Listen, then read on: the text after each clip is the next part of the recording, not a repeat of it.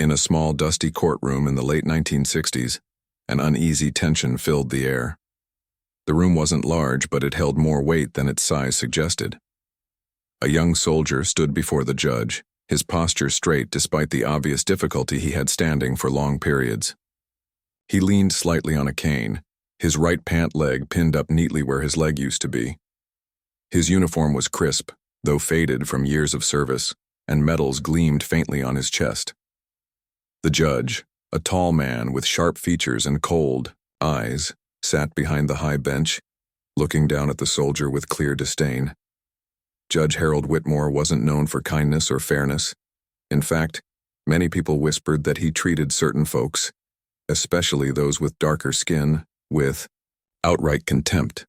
Today seemed no different. As the soldier stood there, the judge's voice cut through the silence like a knife. Well, Judge Whitmore began, leaning forward with a smirk. What do we have here? A one-legged hero? Or just another troublemaker who doesn't know how to follow rules? He chuckled dryly, glancing around the room as if expecting others to join in. The comment hung heavy in the air. Some spectators shifted uncomfortably in their seats, while others avoided eye contact altogether. No one dared speak up. But the soldier didn't flinch. Instead, he took a deep breath, his jaw tightening ever so slightly. Beneath the surface, anger bubbled, but years of discipline kept it in check. This wasn't the first time someone had mocked him for his injury or his race. But something about this moment felt bigger than himself. The case itself was minor, almost laughable compared to what the soldier had faced overseas. It all started when he was pulled over by local police for allegedly speeding. The officer claimed he'd been going 10 miles over the limit, but the soldier knew better. He hadn't been speeding. He'd simply been driving home after visiting a friend. What really happened next was less about the traffic laws and more about the color of his skin. When the officer noticed the prosthetic leg, things escalated quickly. Accusations flew, tempers flared, and before long the soldier found himself facing charges far beyond a simple traffic violation. Now standing in front of Judge Whitmore, the soldier couldn't help but think about everything he'd sacrificed for this country. He'd grown up poor, raised by a hard-working single mother who taught him the value of resilience and dignity. She always told him, "You may not get respect handed to you, but you can earn it." Those words stuck with him throughout his life, guiding him even when times got tough. When he turned 18, he enlisted in the Army, determined to make something of himself. At first, boot camp was brutal, not because of the physical challenges, he could handle those, but because of the constant reminders that he didn't belong. Fellow recruits made fun of his accent, his background, and sometimes even his dreams. But none of that mattered once he stepped onto the battlefield. There, actions spoke louder than words, and he proved himself time and again. One memory stood out vividly: a mission gone horribly wrong in Vietnam. His unit had walked into an ambush, caught off guard by enemy forces.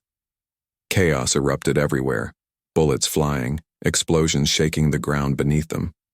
Amidst the panic, 3 of his comrades were trapped, pinned down by gunfire. Without hesitation, the soldier grabbed a grenade launcher and charged toward the enemy line. The explosion gave his team enough cover to retreat, but it came at a cost. Shrapnel tore through his leg, severing it completely. Even as he lay bleeding on the ground, he insisted the medic tend to the wounded soldiers first. That day earned him medals and accolades, but it also left him permanently disabled. For most people, losing a limb would mean giving up. But not him. He adapted, learned to walk again, and continued serving until his body could take no more. Now, standing in this courtroom, he couldn't help but wonder why he was being treated like a criminal instead of a hero. Judge Whitmore's voice snapped him back to reality. "So tell me, soldier," the judge sneered, leaning back in his chair. "Do you think your little war stories excuse breaking the law? Or are you just looking for sympathy?" For a brief moment, the soldier considered staying silent. After all, arguing with someone like Whitmore might only make things worse. But then he remembered something his mother used to say. Sometimes, silence is complicity. If he said nothing now, He wouldn't just be letting himself down. He'd be letting down everyone who'd ever fought for justice and equality. With that thought burning in his mind, the soldier squared his shoulders and looked directly at the judge. His voice was steady, calm, yet filled with quiet strength. "Sir," he began, "I'm not here asking for sympathy. I'm here because I believe in doing what's right. And maybe, just maybe, you should too." The courtroom fell silent. Everyone watched, waiting to see what would happen next. Little did they know, this was only the beginning of a story that would leave a lasting mark on them all. The courtroom remained eerily quiet after the soldier's first bold statement. The judge blinked, clearly caught off guard by the calm defiance in the young man's voice. For a moment, it seemed like even the air had frozen. But then, Judge Whitmore leaned forward again, his lips curling into a smirk that made the soldier's stomach churn. "Oh, so now we're getting philosophical, are we?" the judge said, his tone dripping with mockery. "Tell me, son, what exactly is right? Is it right to break traffic laws? Or is it right to waste this court's time with your little sob stories?" The soldier didn't respond immediately. Instead, he took a deep breath, letting the judge's words hang in the air. He knew better than to let anger take over. Anger could cloud judgment, and he needed every ounce of clarity he could muster. This wasn't just about him anymore, it was about proving something bigger. He shifted slightly on his cane, wincing as pain shot through his leg. It wasn't easy standing there for so long, but he refused to sit down. Sitting would feel like surrender, and he wasn't about to give the judge that satisfaction. Slowly, deliberately, he began speaking again. "Sir," he said, his voice steady despite the discomfort etched on his face, "I'm not here to argue about traffic laws. I admit I may have made a mistake, though I stand by my claim that I wasn't speeding. But this case isn't really about speed limits or fines, is it?" The judge raised an eyebrow, intrigued despite himself. "Oh? Then what is it about, soldier? Enlighten me." The soldier paused, choosing his next words carefully. He glanced around the room, meeting the eyes of the spectators seated behind him. Some looked curious, others sympathetic, and a few seemed indifferent. But none of them looked away. They were listening. That gave him strength. "This case," he continued, "is about respect. It's about fairness. And most importantly, it's about accountability. You see, sir, when someone puts their life on the line for their country, they expect to come home to a place where they're treated with dignity. Not ridicule, not prejudice. Dignity." A murmur rippled through the courtroom. People exchanged glances, some nodding subtly in agreement. Even the bailiff, who had been standing stoically near the wall, shifted uncomfortably, as if sensing the weight of the soldier's words. Judge Whitmore, however, wasn't ready to back down. He slammed his gavel once, not hard enough to silence the murmurs entirely, but loud enough to remind everyone who was in charge. "Enough of this nonsense," he barked. "You think your war medals give you a free pass to lecture me? Let me tell you something, soldier. You're not special. Plenty of men have gone to war and come back without making such a fuss." The soldier clenched his jaw, the muscles in his neck tightening. He wanted to lash out, to point out the hypocrisy in the judge's words.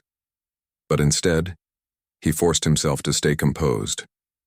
Taking another slow breath, he replied, "No, sir, I don't consider myself special. But I do believe in fairness, and I believe that everyone deserves to be judged based on their actions, not the color of their skin or the circumstances of their birth." The judge scoffed, waving a hand dismissively. Fairness, respect, dignity. What a load of sentimental garbage. Spare me the speech. You broke the law, plain and simple. Now stop wasting my time and accept your punishment like a man. But the soldier wasn't done yet. He took a step closer to the bench, ignoring the sharp pain radiating from his prosthetic leg. His cane tapped softly against the wooden floor, each sound echoing like a heartbeat in the tense silence. When he spoke again, his voice carried a quiet intensity that silenced even the judge. "With all due respect, sir," he said, locking eyes with the judge, "you can throw whatever punishment you want at me, fine me, jail me. Do whatever makes you feel powerful, but you can't take away my integrity, and you can't erase the truth." For the first time since the hearing began, Judge Whitmore hesitated. There was something unsettling about the way the soldier stood there, unwavering despite the odds stacked against him. It wasn't just the physical presence, it was the conviction in his gaze, the unshakable belief in his own worth. The judge opened his mouth to retort, but no words came. Out. Instead, he leaned back in his chair, studying the soldier with narrowed eyes. The soldier pressed on, knowing this might be his only chance to make an impact. "Let me ask you something, sir," he said, his tone softening slightly. "Do you know what it feels like to lose part of yourself for a cause you may never fully benefit from? To fight for freedoms that aren't always extended to you? To watch people who look like you being treated as less than human?" The question hung in the air, heavy and unanswerable. The judge shifted uncomfortably, his usual arrogance faltering. For a fleeting second, he almost looked guilty. But then he shook his head, muttering under his breath as if trying to dismiss the soldier's words as irrelevant. Still, the damage was done. The atmosphere in the courtroom had shifted. Spectators who had initially been passive observers were now leaning forward, hanging onto every word. One elderly woman wiped tears from her eyes, while a teenage boy scribbled furiously in a notebook, perhaps capturing the moment for posterity. Even the court clerk, who had been typing monotonously throughout the proceedings, stopped to listen intently. The soldier noticed these small reactions and allowed himself a faint smile. He hadn't expected to change the world in one day, but maybe, just maybe, he could plant a seed of awareness. Maybe he could remind people of the power of standing up for what's right, even when the odds seem insurmountable. As the tension mounted, an unexpected interruption broke the spell. From the back row of the gallery, a frail but dignified older man rose to his feet. His hair was silver, his suit worn but neatly pressed. He leaned heavily on a walker, but his voice rang. "Out clear and strong, Your Honor," the man said, addressing the judge directly. "If I may, I'd like to say something." All eyes turned to him, including the judge's. Judge Whitmore frowned, clearly irritated by the interruption. "Who are you?" he snapped. "This is my courtroom, and I didn't give you permission to speak." The older man ignored the rebuke, continuing as if he hadn't heard it. "My name is Colonel Arthur Thompson," he announced, his voice carrying authority, "and I served alongside this young man's father during the Korean War. I've known his family for decades, and I can personally attest to their dedication, their honor, and their sacrifices." The soldier's heart skipped a beat. He hadn't expected anyone to step forward on his behalf, especially not someone like Colonel Thompson, a respected figure in the community. The colonel's words carried weight, and the entire courtroom seemed to hold its breath. Colonel Thompson went on, his gaze piercing as he stared at the judge. "What I witnessed today, Your Honor, was not justice. It was cruelty disguised as authority. If this is how our courts operate, then we've failed as a society.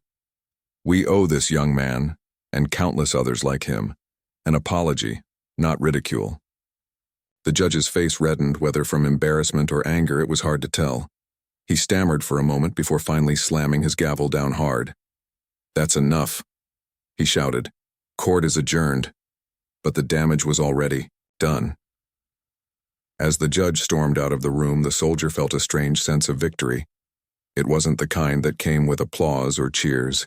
It was quieter, deeper. It was the knowledge that he had stood his ground, spoken his truth, and inspired others to do the same. And as he limped out of the courtroom, surrounded by murmurs of support, he realized something important. Sometimes, the greatest battles aren't fought with weapons, they're fought with words, courage, and an unyielding belief in justice. The courtroom buzzed with energy as the soldier stepped out into the hallway, leaning heavily on his cane. The murmurs of support from the spectators followed him like a soft echo, but he didn't stop to acknowledge them. His mind was racing, replaying every moment of the confrontation with the judge. He had stood his ground, spoken his truth, and somehow managed to hold on to his dignity despite the ridicule. But now, standing in the dimly lit corridor, he felt the weight of it all, pressing down on him. His leg throbbed painfully. a constant reminder of the sacrifices he'd made. He leaned against the cool brick wall for support, closing his eyes briefly to steady himself. For a moment, he allowed himself to breathe, to let the tension leave his body. People passed by, some glancing at him curiously, others offering nods of encouragement. A young woman with kind eyes stopped to ask if he needed help, but he shook his head politely. "I'm fine," he said softly, though they both knew it wasn't entirely true.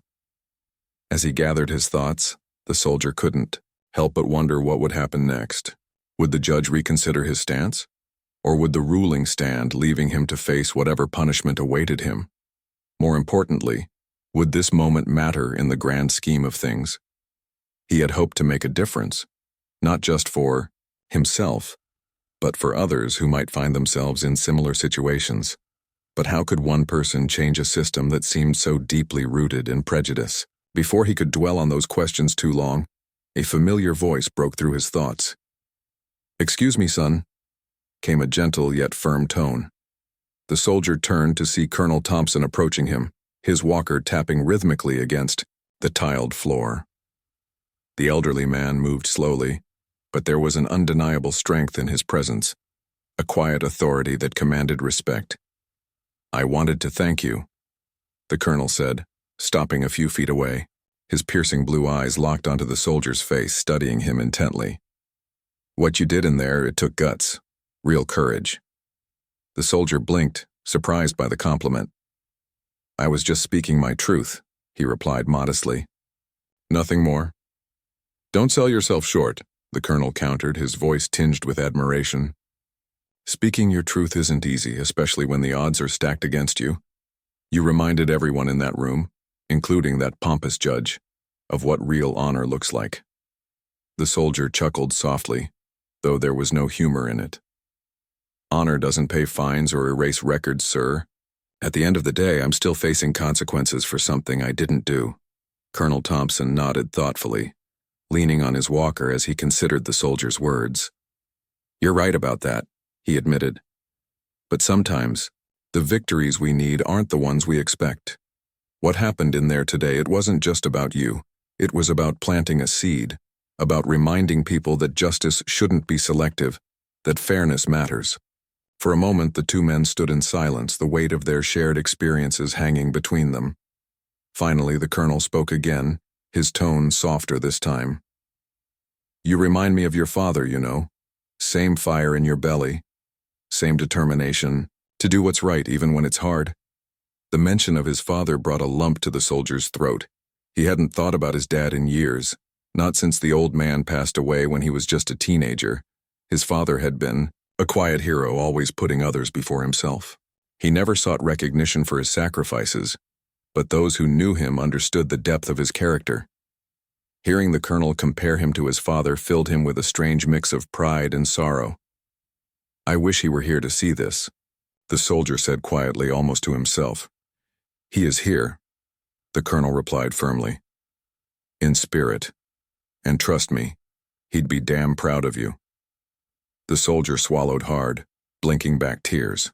He wasn't used to opening up like this, not to strangers anyway. But there was something about Colonel Thompson that put him at ease. Maybe it was the way the older man carried himself, with a quiet confidence that inspired trust. Or maybe it was the fact that he had known his father, understood where he came from. Whatever it was, the soldier found himself nodding gratefully. "Thank you, sir," he said sincerely. "That means a lot." The colonel smiled, patting the soldier's shoulder gently. "Just promise me one thing," he added. "Don't let this break you. Keep fighting. For yourself, for your family, and for everyone else who needs someone to stand up for them." The soldier nodded again, feeling a renewed sense of purpose. He didn't know what the future held, but he knew one thing for certain. He wouldn't give up. Not now, not ever. As the colonel turned to leave, the soldier noticed a small crowd gathering nearby. Reporters, drawn by the commotion in the courtroom, had begun swarming around him, microphones thrust forward like weapons. Cameras flashed, capturing his image from every angle. Questions flew at him rapid fire. How does it feel to confront a judge like that? Do you think justice will prevail? What message do you have for others in your position? First, the soldier felt overwhelmed. He wasn't used to being the center of attention, especially not in such a public way. But then he remembered something his mother used to say: "When life gives you a platform, use it wisely." Taking a deep breath, he raised a hand to signal for quiet. "I'm not looking for fame or sympathy," he began, his voice clear and steady despite the chaos surrounding him.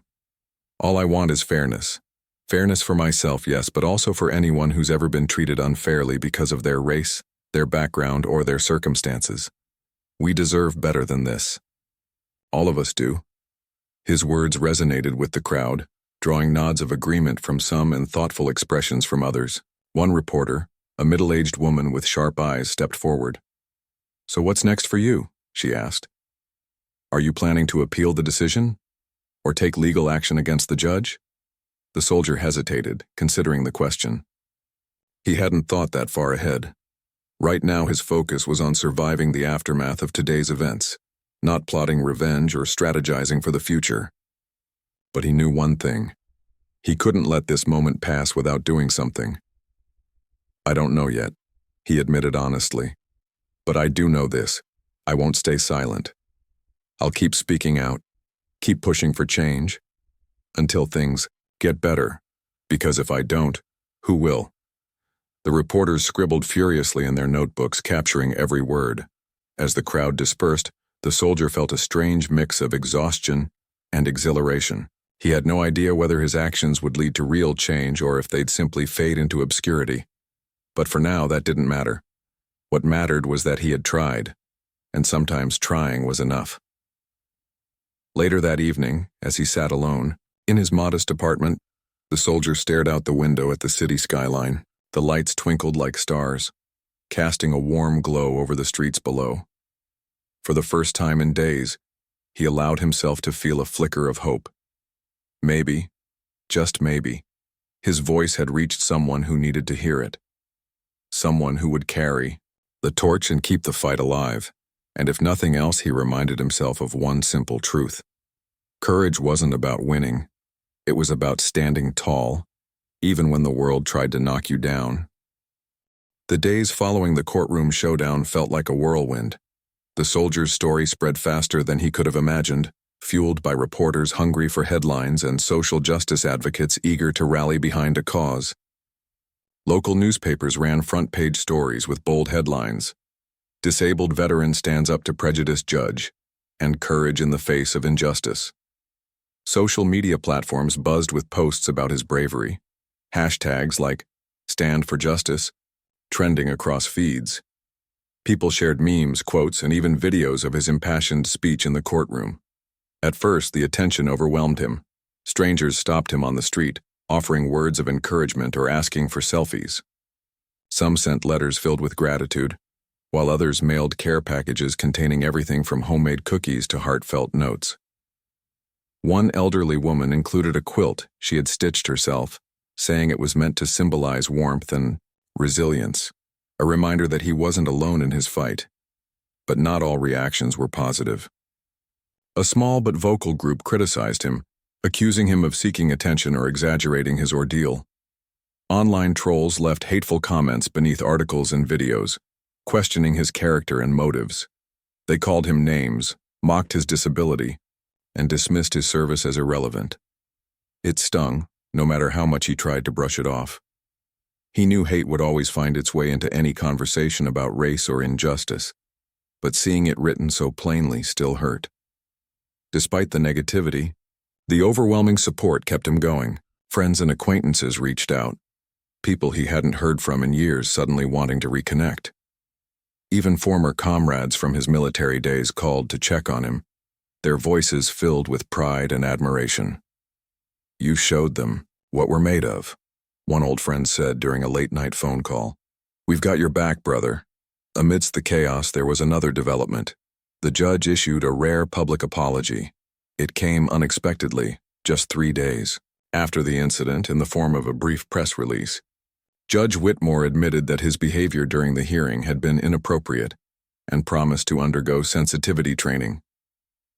He also announced that the traffic charges against the soldier would be dropped, citing new evidence that exonerated him entirely. To many, this seemed like a victory, supporters celebrated the decision, calling it a triumph of accountability over arrogance. But the soldier wasn't convinced. He read the statement carefully, searching for sincerity between the lines. Something about the phrasing felt rehearsed. Like the judge was more concerned with saving face than genuinely acknowledging his wrongdoing. Was this really remorse, or just damage control? Determined to find answers, the soldier decided to pay the judge a visit. Not in court, where formalities dictated their interactions, but privately. He arranged a meeting through mutual contacts, requesting a few minutes of the judge's time. When the day arrived, he dressed simply but respectfully. A clean shirt, pressed pants, and polished shoes. His cane clicked softly against the marble floors of the courthouse as he made his way to the judge's chambers. The door opened before he could knock, revealing Judge Whitmore himself. Gone was the smug demeanor from the courtroom. Instead, the older man looked weary, almost fragile. His usual sharp suit hung loosely on his frame and dark circles shadowed his eyes. For a moment, the two men simply stared at each other, sizing each other up without words. Finally, the judge gestured for him to enter. "Come in," he said gruffly, stepping aside. The soldier limped inside, taking in the room's opulent decor, the mahogany desk, leather chairs, and shelves lined with law books. It was a stark contrast to the modest apartment he called home. "I assume you're here because of my apology," the judge began, cutting straight to the point. "Let me save you the trouble. I didn't mean a word of it. But sometimes you have to say things to keep the wolves at bay." His bluntness caught the soldier off guard, though he shouldn't have been surprised. This was the same man who had ridiculed him in open court, after all. Still, hearing such honesty, even if it was brutal, was oddly refreshing. "Then why? Agree to see me?" the soldier asked, settling into one of the chairs. "If you didn't mean it, why bother?" The judge sighed, sinking into his own seat. He rubbed his temples, looking older than his years. "Because I'm tired," he admitted. "Tired of fighting, tired of pretending. And maybe I needed to hear what you had to say again, without an audience." The soldier raised an eyebrow, intrigued despite himself. "And what exactly did I say that stuck with you?" "You reminded me of something I'd forgotten," the judge replied, his voice quieter now. "That power isn't about tearing people down. It's about lifting them up. Or at least it should be." For a long moment, neither of them spoke. The silence stretched taut, heavy with unspoken emotions. Then, slowly, the soldier leaned forward, resting his elbows on his knees. "Do you believe that?" he asked. "Or are you just saying it because it sounds good?" The judge hesitated, his gaze flickering toward the window. Outside, the sun cast golden rays over the city skyline, painting the world in hues of hope. "I don't know," he admitted finally. "Maybe I want to believe it. Maybe that's enough for now." It wasn't the answer the soldier expected, but it was honest, and in a strange way it gave him hope. Change rarely happened overnight, especially for someone like Judge Whitmore, whose biases were deeply ingrained. But acknowledgement was the first step. If the judge could admit, even reluctantly, that he might be wrong, then perhaps redemption wasn't out of reach. As the meeting drew to a close, the soldier rose to leave, gripping his cane tightly. Before stepping out, he turned back to the judge. "Thank you for seeing me," he said sincerely. "And thank you for listening. That's all anyone can ask for." The judge nodded, his expression unreadable. "Take care of yourself, son," he murmured. "And good luck." Back in the hallway, the soldier paused, letting the weight of the conversation settle over him. He didn't expect miracles, nor did he trust the judge's intentions completely. But he couldn't deny that something had shifted, both within the judge and within himself. Sometimes progress came in small, unexpected ways, and sometimes forgiveness started with a single, awkward conversation. Over the next few weeks, life began to return to normal, or as normal as it could be under the circumstances. The media frenzy died down, replaced by newer stories vying for attention. The soldier resumed his routine, focusing on healing and rebuilding. Yet he couldn't shake the feeling that his journey was far from over. This wasn't just about him anymore. It was about creating a better future for everyone who deserved fairness, respect, and justice. One evening, as he sat at his kitchen table flipping through letters from supporters, he came across one that stood out. Written in neat cursive, on plain stationery, it contained just a few sentences. "Your courage inspired me to speak up when I wanted to stay silent. Thank you for reminding me that our voices matter. Keep shining your light." He folded the letter carefully and tucked it into a drawer, a small smile playing on his lips. Maybe he couldn't change the world overnight. But if his actions had touched even one person, if they had sparked a ripple effect of courage and compassion, then it was worth it. After all, revolutions often started with a single spark, and he intended to keep that flame alive, no matter how hard the winds blew. The months that followed were a whirlwind of change, not just for the soldier but for the entire community. The courtroom incident had ignited conversations that couldn't be ignored. People who had once turned a blind eye to systemic injustices began asking questions. Local leaders held town hall meetings to discuss fairness in law enforcement and the judiciary. Schools invited veterans to speak about their experiences, hoping to bridge gaps between generations and communities. It was as if the soldier's courage had cracked open a dam, allowing long-suppressed truths to flow freely. For him, life became a balancing act. On one hand, he relished the newfound sense of purpose. Every letter he received, every speech he gave reminded him that his voice mattered. But on the other hand, the attention sometimes felt overwhelming. Strangers approached him at grocery stores, gas stations, even while he was out jogging, or rather, walking briskly with his cane. They wanted advice, encouragement, or simply someone to listen to their own struggles. He tried to accommodate them all, knowing how important it was to show empathy, but there were days when he wished he could retreat into solitude. One such day came during the peak of summer, when the heat pressed down like a heavy blanket over the city. The soldier sat on his porch, sipping lemonade and watching children play across the street. Their laughter echoed through the neighborhood, a stark contrast to the heaviness in his chest. Lately, he'd been feeling restless, unsure of what to do next. Yes, he had inspired people. That much was clear, but inspiration alone wasn't enough. Real change required action, consistency, and commitment, and he wasn't sure where to start. His thoughts were interrupted by the sound of footsteps crunching against gravel. Looking up, he saw Colonel Thompson making his way toward the house, leaning heavily on his walker. Despite his age, the man exuded energy, his eyes sharp and alert. "Mind if I join you?" he asked, gesturing to the empty chair beside the soldier. "Of course not," the soldier replied, scooting over to make space. "Help yourself." The colonel settled into the chair with a groan, setting his walker aside. For a moment they sat in comfortable silence, listening to the hum of cicadas and the distant chatter of neighbors. Then, without preamble, the older man spoke. "You look like a man carrying the weight of the world on his shoulders," he observed, glancing sideways at the soldier. "What's bothering you?" The question caught him off guard. He hadn't realized his emotions were so visible. "It's nothing, really," he said evasively. "Just thinking." The colonel chuckled, a deep rumble that sounded like distant thunder. "Son, I've been around long enough to know when someone's holding back. You can tell me. Or don't. Your choice. But let me remind you of something.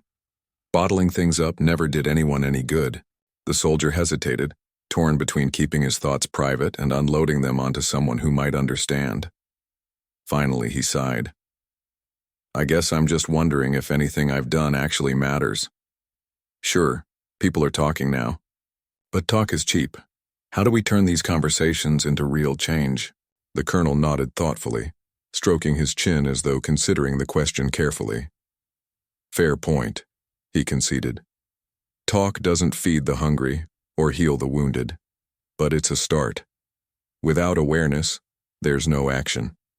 What you did, you forced people to confront uncomfortable truths. That's powerful. But is it enough?" The soldier pressed, frustration creeping into his tone.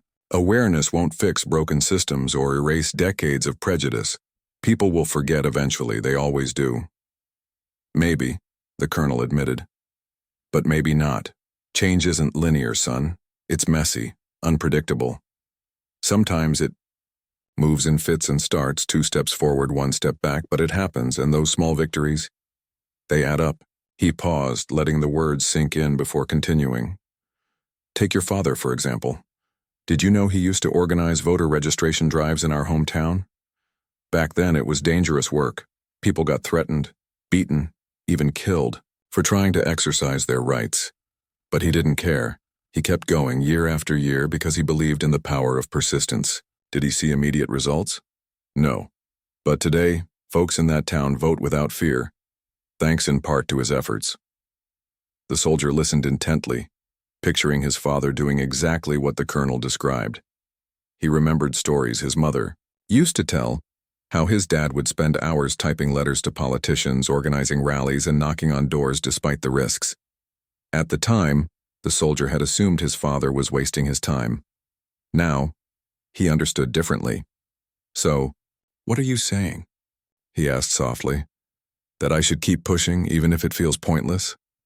I'm saying you already have, the colonel replied firmly.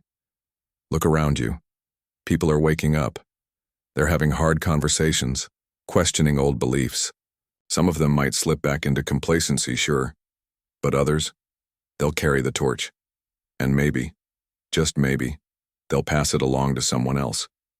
The soldier mulled this over, feeling a flicker of hope reignite within him. Perhaps he didn't need to solve everything himself. Maybe his role was simply to plant seeds, to inspire others to take up the cause and build on what he'd started. It wasn't glamorous, but it was meaningful. Encouraged by the conversation, the soldier decided to channel his energy into something tangible. Over the next few weeks, he reached out to local organizations focused on veterans' rights and social justice. Together, they brainstormed ways to address some of the issues he'd highlighted in court: racial profiling, unequal treatment under the law, and lack of support for disabled veterans.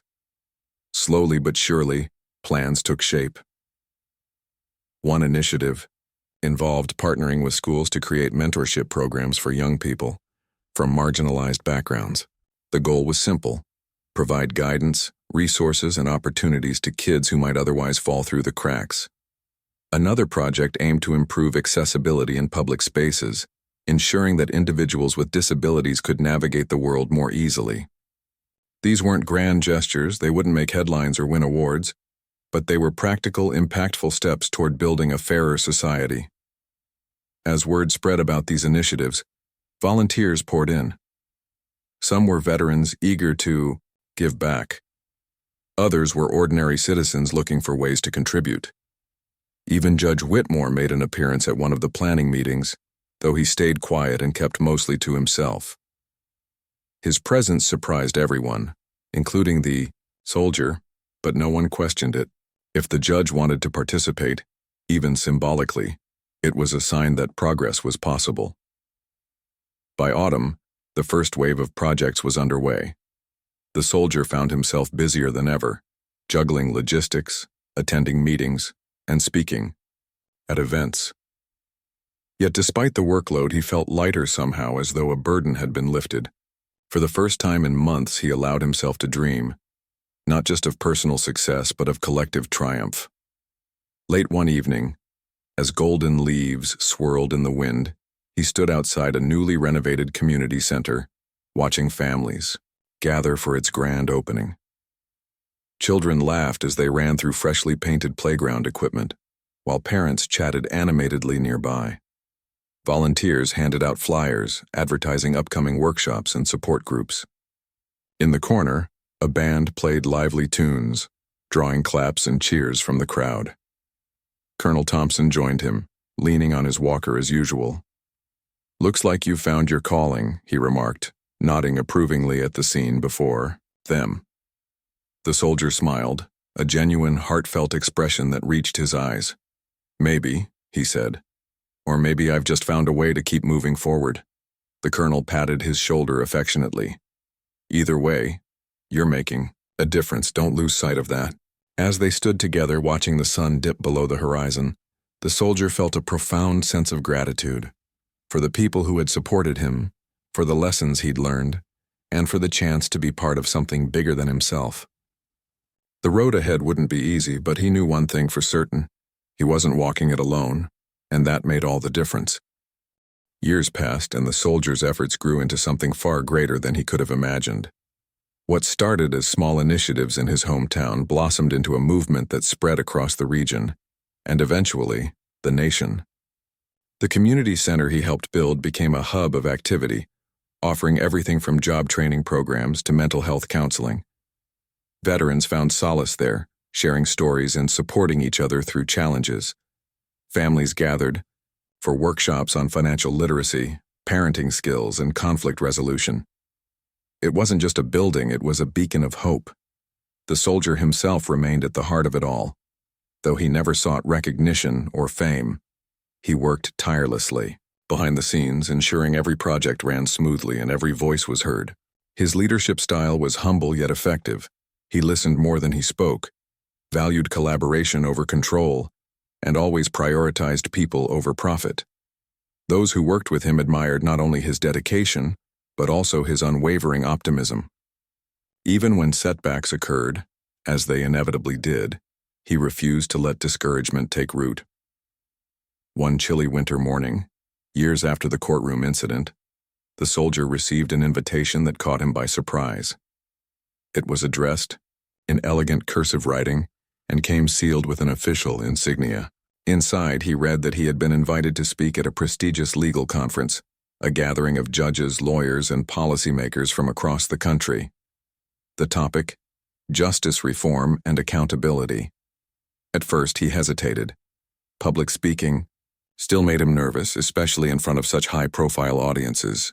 But then he remembered Colonel Thompson's words: "When life gives you a platform, use it wisely." This was his chance to share his story, not just for himself, but for everyone who had ever faced injustice.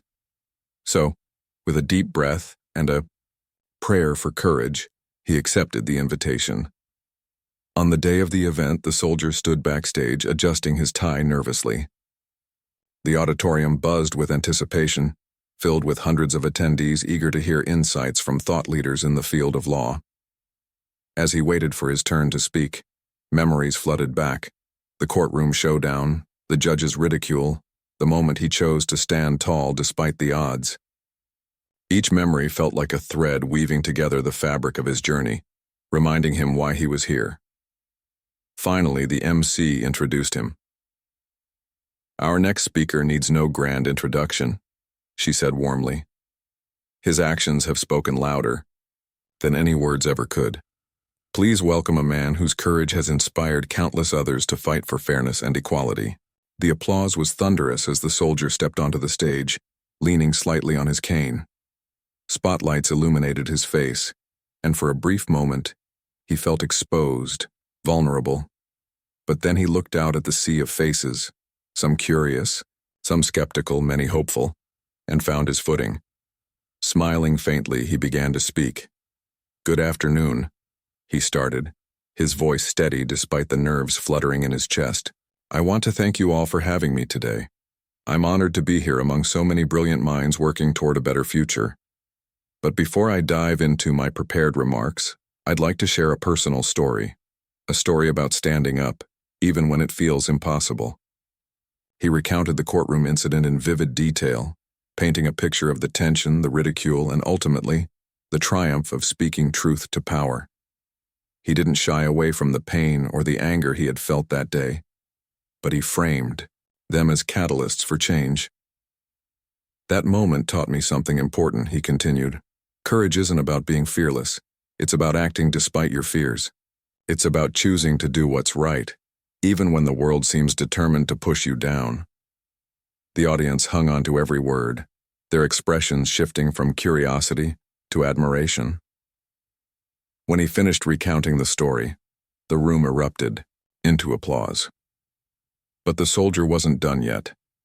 He went on to discuss the broader implications of justice reform, emphasizing the need for empathy, accountability, and systemic change.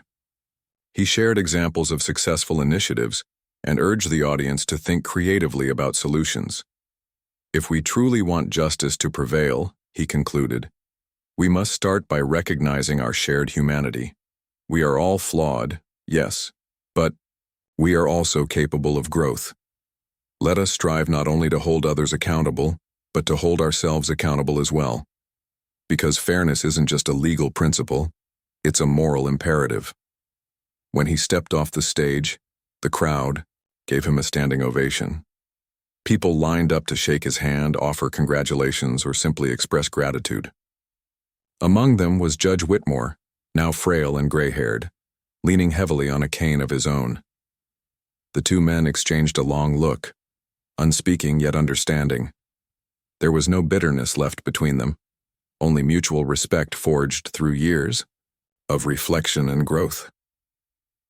In the months that followed, the soldier continued his work, expanding his reach and deepening his impact. Schools began teaching his story in history classes, framing it as an example of resilience and integrity. Community centers modeled after his flagship project sprang up in cities nationwide, offering resources and support to marginalized groups. And slowly but surely, conversations about justice reform gained momentum, driven by ordinary people inspired by one extraordinary act of courage. Decades later, as an elderly man, the soldier returned to the same courthouse where it all began. This time, however, he wasn't there as a defendant.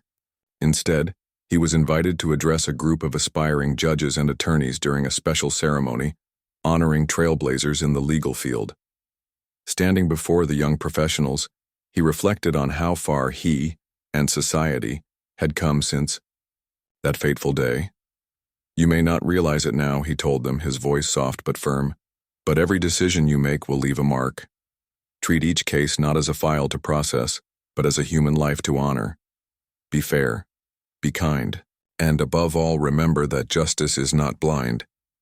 It sees clearly when we choose to act with compassion. As he finished speaking, the room erupted into applause once again. Looking out at the eager faces before him, the soldier felt a profound sense of fulfillment. He hadn't set out to change the world, but by staying true to himself and fighting for what was right, he had done exactly that. And somewhere in the back row, Judge Whitmore sat quietly, watching with tears in his eyes.